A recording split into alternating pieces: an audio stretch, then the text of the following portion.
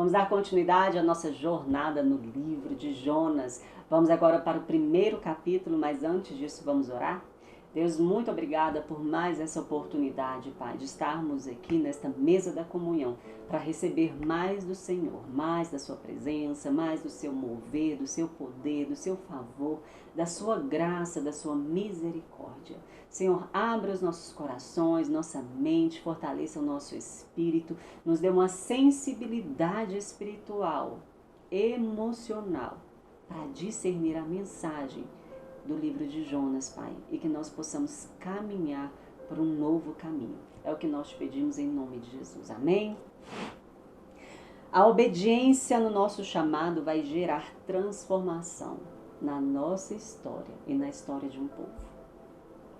Uma das mensagens centrais do livro de Jonas, obediência ao chamado que gera transformação para um povo. Amém?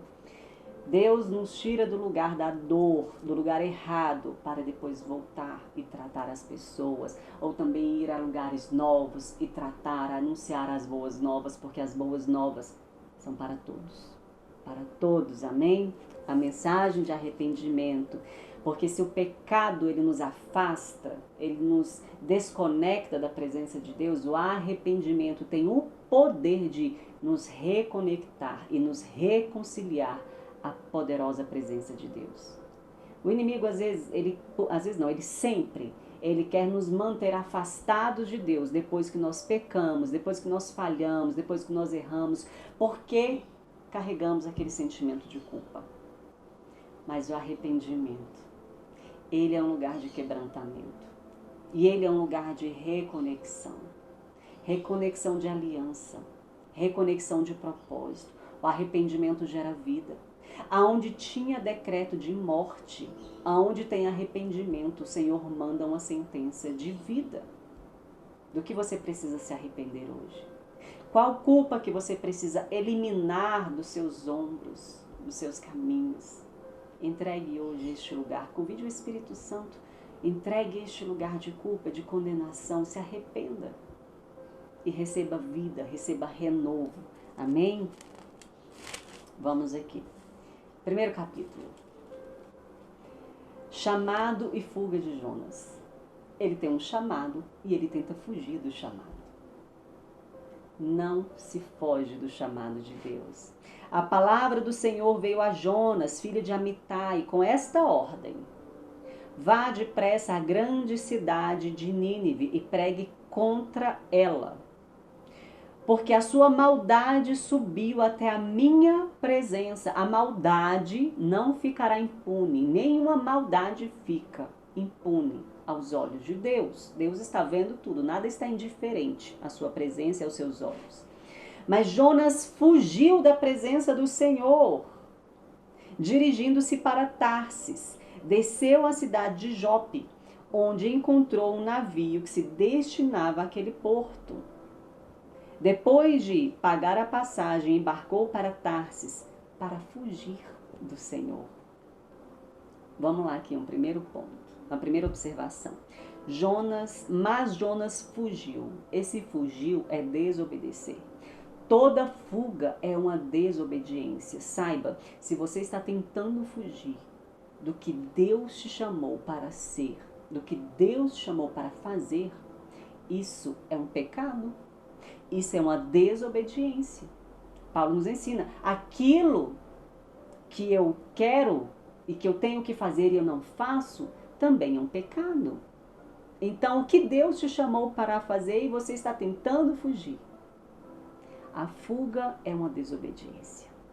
E não pense que, sabe, não adianta se fazer de samambaia, não. Tipo, ai, nossa, estou aqui, acho que Deus nem está me vendo. Deus está vendo, sim. Deus está te vendo. Depois de pagar a passagem, ele embarcou para fugir do Senhor. Embarcou para fugir. Será que ele estava na cabeça de achar que o Senhor fez os céus e a terra, onipotente, onipresente, né? Mas enfim, vamos continuar. O Senhor, porém, fez soprar um vento forte. Vento sobre o mar. Esse vento forte fez soprar um vento forte. A gente precisa discernir. Eu escrevi aqui, discernir. Qual o vento forte? Qual a tempestade que você está passando na sua vida? Será que você não está passando o que você está passando, vivendo o que você está vivendo, porque você está tentando fugir da presença do Senhor, fugir do propósito do Senhor? Será que é porque você está, esse vento que está soprando na sua vida, essa turbulência que está na sua vida, não é porque você está desobedecendo a uma ordem do Senhor? Como eu falei no vídeo anterior, às vezes não é o diabo que está te atormentando, é a sua desobediência. É ruim, né, escutar esses trem, mas é bom. É ruim, mas é bom, sabe? Porque é um alinhamento. Alinhamento. E o alinhamento, ele nos coloca na direção de Deus. Amém? Na direção que Deus tem para nós. Então, vamos continuar aqui.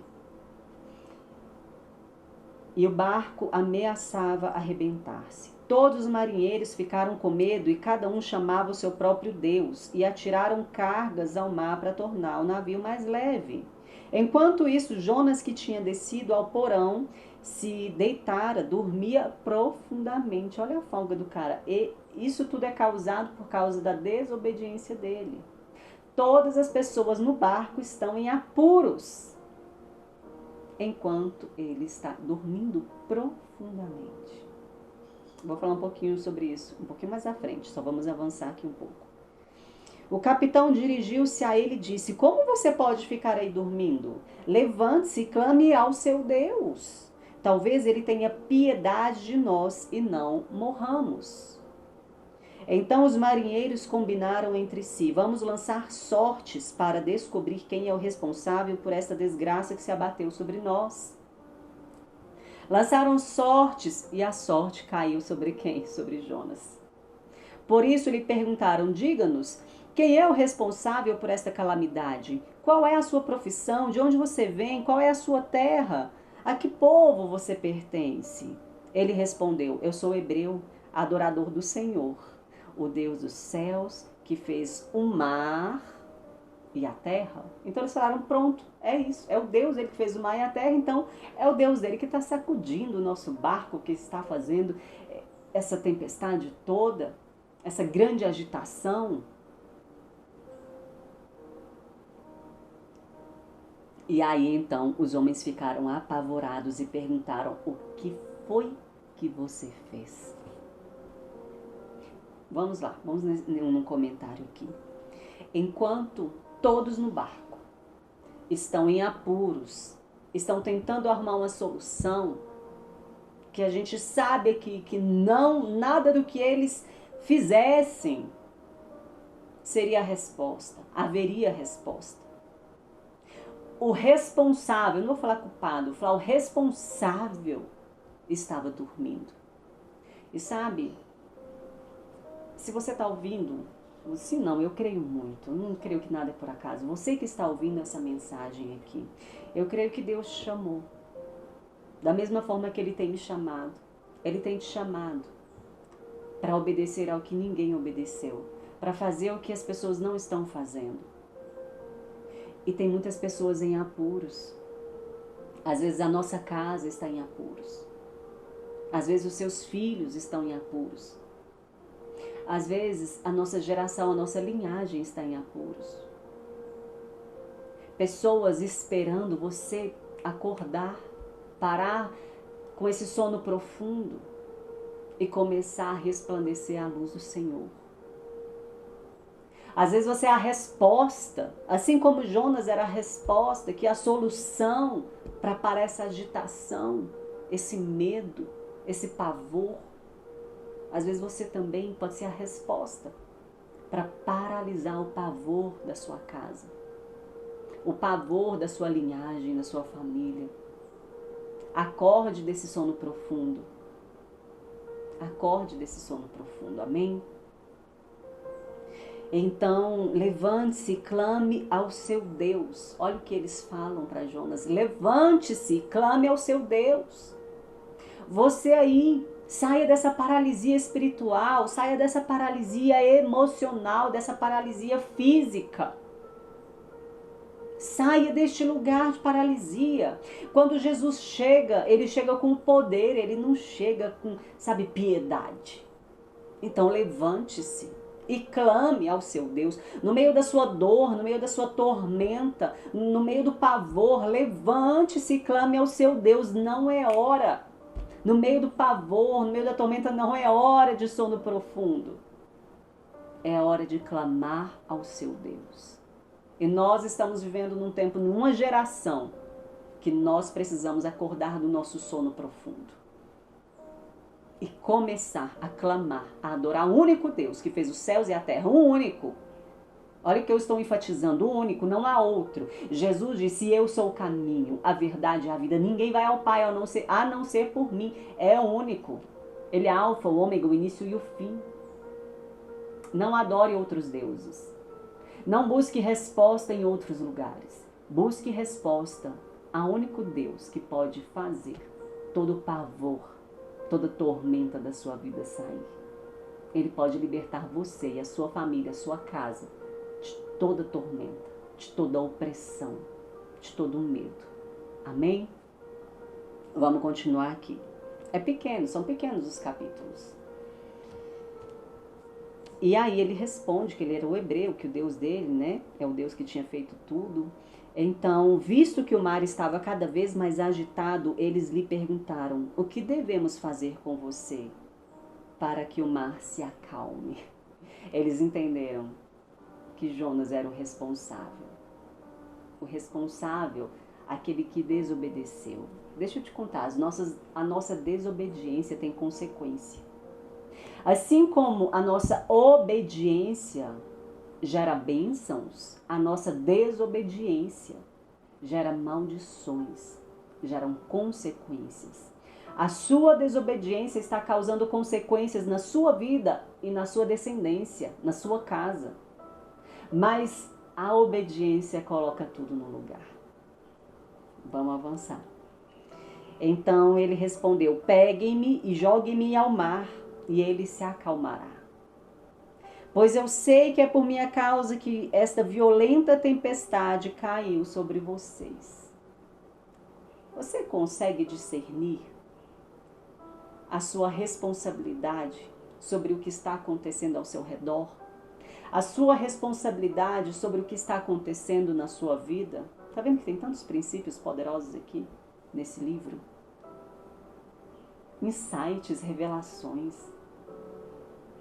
Ao invés disso, os homens se esforçaram ao máximo para remar de volta à terra, mas não conseguiram, porque o mar tinha ficado ainda mais violento, ou seja, com Deus não há negociações.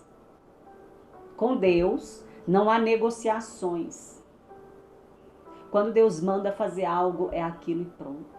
E quando nós sabemos que é aquilo, quando nós temos consciência do chamado, nós temos responsabilidade. Então Jonas disse, é por minha causa. Ou seja, não adianta tentar.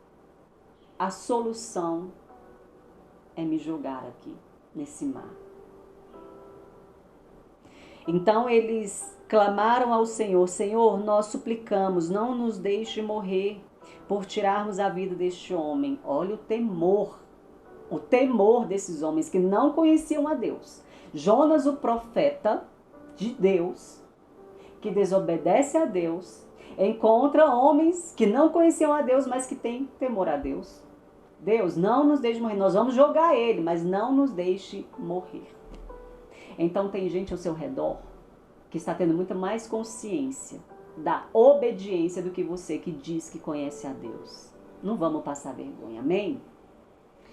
Então não caia sobre nós a culpa de matar um inocente, porque tu, ó Senhor, fizeste o que desejavas. Em seguida pegaram Jonas e o lançaram ao mar enfurecido, e este se aquietou. A tempestade vai se aquietar quando nós fizermos aquilo que nós precisamos fazer. Ou seja, o que for para ser feito, faça sem demora. Não adianta ficar brigando com a ventania. Não adianta ficar falando, Senhor, pare essa tempestade. Senhor, me tira no meio desse pavor. Só faça o que precisa ser feito. Quando nós respeitamos um princípio, o princípio nos estabelece. Amém? Nós somos respeitados não pelo quanto nós falamos, mas pelo quanto nós fazemos. Amém? Então, tá finalizando aqui. Tomados de grande temor ao Senhor, os homens lhe ofereceram um sacrifício e se comprometeram por meio de votos. Olha que incrível a experiência que esses homens viveram ali. E quantas experiências as pessoas podem viver com o nosso ato de obediência. Esses homens se converteram, gente. Meu Deus, fizeram votos a Deus, se comprometeram por meio de votos. Votos são alianças. Amém? Então, o Jonas aqui ainda tem muita coisa para acontecer. Mas eu estou falando de princípios. Uma obediência, um simples ato de obediência. Mesmo no meio do pavor, mesmo no meio de uma situação adversa, contrária. Um simples ato vai gerar testemunho para outras pessoas. Amém? Então o Senhor fez com que um grande peixe engolisse Jonas e ele ficou dentro do peixe 3 dias e 3 noites. Não é baleia, tá? Não é baleia. Falaram para você quando era criança, ou você falou para sua criança que era uma baleia, não é, é um grande peixe. Então foi o Senhor quem fez. Presta atenção nisso. Ah, não foi um acaso, ele caiu no mar e uma casa assim de um grande peixe engoliu. Foi o Senhor quem fez. Eu volto a repetir. As situações difíceis, estranhas, que você pode estar passando, pode não ser do inimigo. Pode ser o Senhor que está deixando você ser engolido, engolida por essa situação. Porque a teimosia é demais. Porque as razões são grandes demais. Os egos, as justiças próprias. Qual situação está engolindo você? Você está em que lugar neste momento? Em qual situação? Na barriga de um grande peixe? Você foi engolido ou engolida? No capítulo 2, que é o próximo capítulo, nós vamos entender um pouco mais sobre o que acontece enquanto Jonas está dentro da barriga deste grande peixe. E você, o que você está fazendo no lugar que você está? No lugar da adversidade, no lugar da desobediência. Deixa eu te falar, esse lugar que Jonas está é o lugar da desobediência. Quem é engolido por um grande peixe, pela sua adversidade, precisa entender. É o lugar da desobediência. Mas nós não ficaremos neste lugar. Pai, obrigada por esta palavra. Obrigada pela leitura. Obrigada pela compreensão, pela revelação, pelo discernimento, pela liberação dos céus. Amém? E o Senhor vai continuar falando com a gente. Convide alguém. Porque nós estamos só no primeiro capítulo. Ainda tem o segundo, o terceiro e o quarto.